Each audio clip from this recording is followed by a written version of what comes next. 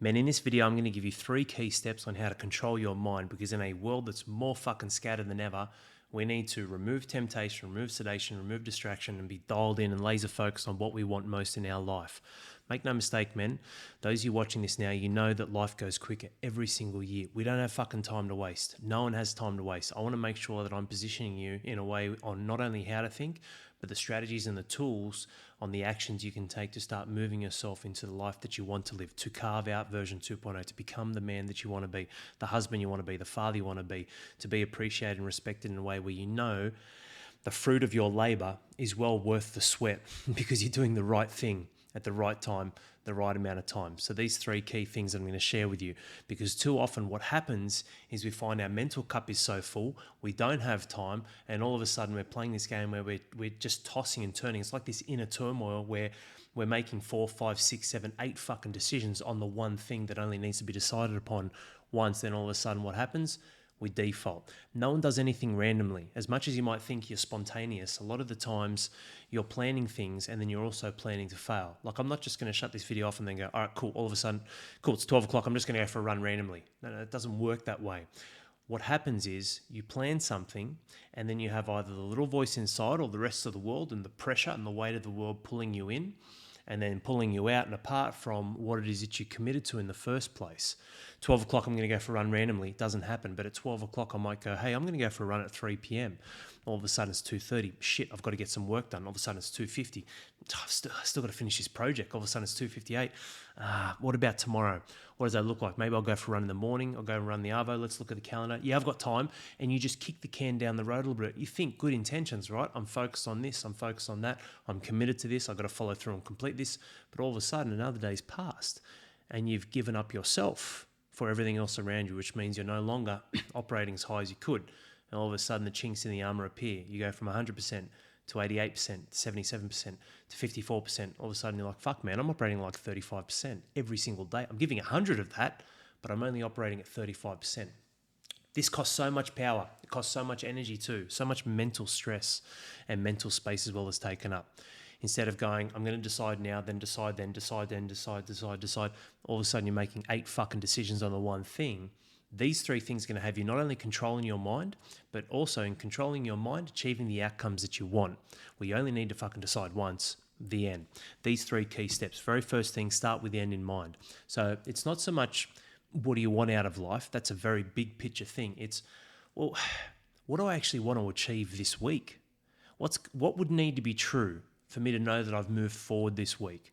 So break that down. What would need to be true for me to know that I've moved forward this week? So if today's Monday, fast forward to Sunday, looking back on Sunday, what would have happened? What are the facts of Monday, Tuesday, Wednesday, Thursday, Friday, Saturday that would have me sitting here Sunday going, fuck yeah, I moved forward a little bit. Just a little bit. You don't need home runs, man.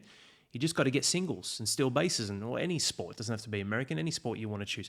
Although baseball's not obviously exclusively in USA now.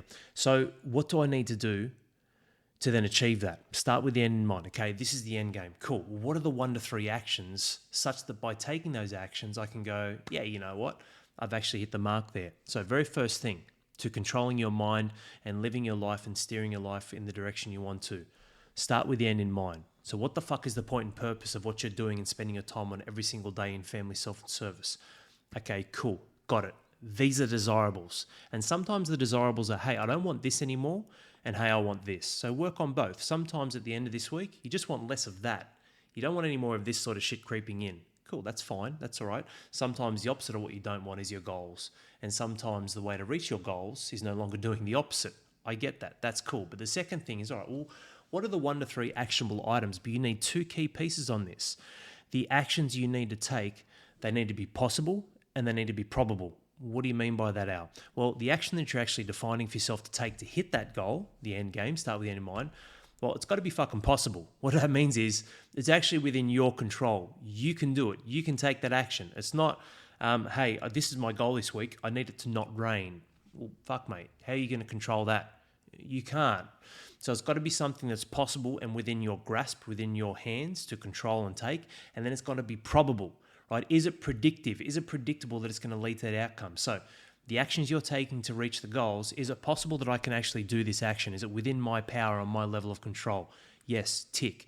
Is it probable? If I take this action again and again and again, is it likely that the outcome will be reached? Yes, tick. Let's say, for example, I want to reconnect with my wife. I want to build a better relationship with my wife this week. I just want to move in the right direction.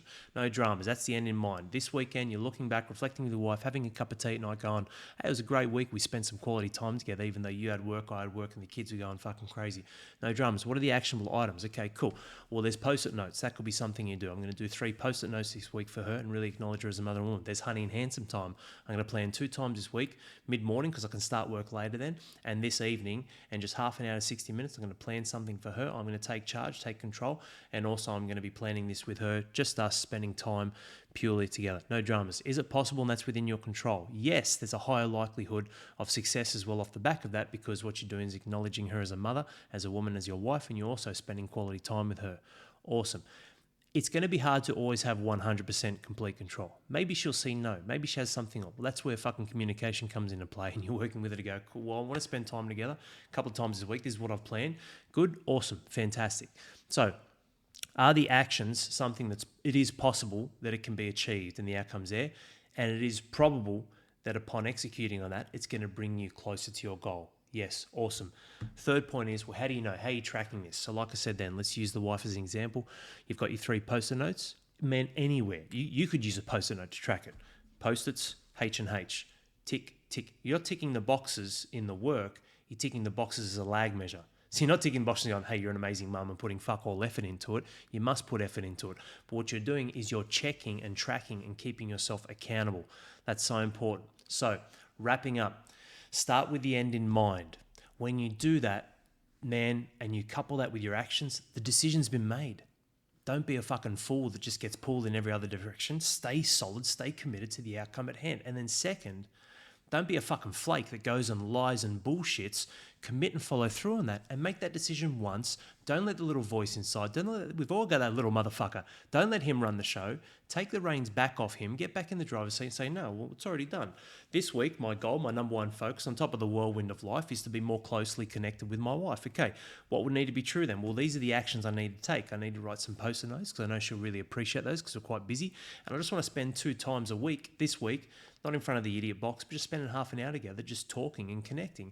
Awesome. That, honey, answer. What's one more thing? I'm going to take the kids away Thursday Arvo and give her the afternoon in the house free. She can stay there, she can leave, do whatever she wants, but I'm taking the kids out of the scenario or the situation or the environment so she has some peace and quiet. Cool. And then tracking that. I've got to go H&H twice this week, take the kids out once this week, and then 3 post-it notes this week. Boom. Then you're tracking it. Then you don't need to keep fucking making decisions. You don't need to keep choosing whether to choose or not. You don't need to keep choosing whether to decide or when to decide or how to decide. It's done. Hope this serves you well, man. This is a really important piece.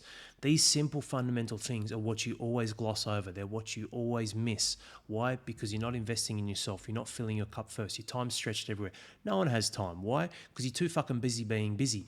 How about instead of being pulled in every direction, you pull it back in, you get control again, bit of choice management, not time management. It's really choice management. And go, well, what's the number one thing this week such that by executing on this, it'll move my life forward? Start with the end in mind. Find out what actions are possible and probable in your control and your power that will reach that outcome. And then from there, create some level of accountability. Whether it's obviously on the inside with HPF, that's what we do. But with that being said, you're applying yourself by knowing that you're ticking the boxes after the facts, going, yes, I executed, yes, I executed, yes, I followed through. I'm a man of my word. I did what I said I would do, and I've moved the needle forward in my life. We've also got our High Performance Father, our mission, your mission to protect and provide, 4 key elements. If you guys want access to that, just let us know, flick us a message. I might post it below here and just give you guys access to the link that you can go and get it.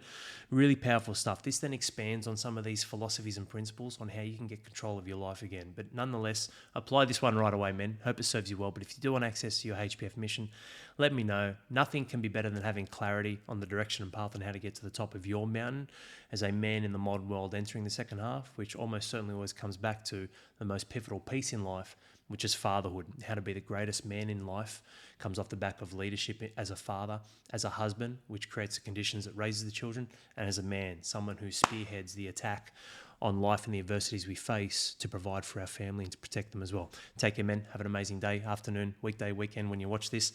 If you want the access to the mission, flick us an email, admin@highperformancefather.com, or I'll post it here below and see if you guys can get direct access to your mission. But nonetheless, Apply this right away. 3 steps, man. Start with the end in mind. What are the actions and how do you know you're on track? You do this, you'll clear a lot of the clutter and noise in your head. You won't have to decide all the fucking time. You'll have that decision once, you'll nail it, you'll fucking rock on, you'll move forward, and what you will build is confidence. I'm a fucking winner, man. I did it. Well, guess what? You did it, you done it, you can do it again. Keep doing it. Cheers, man.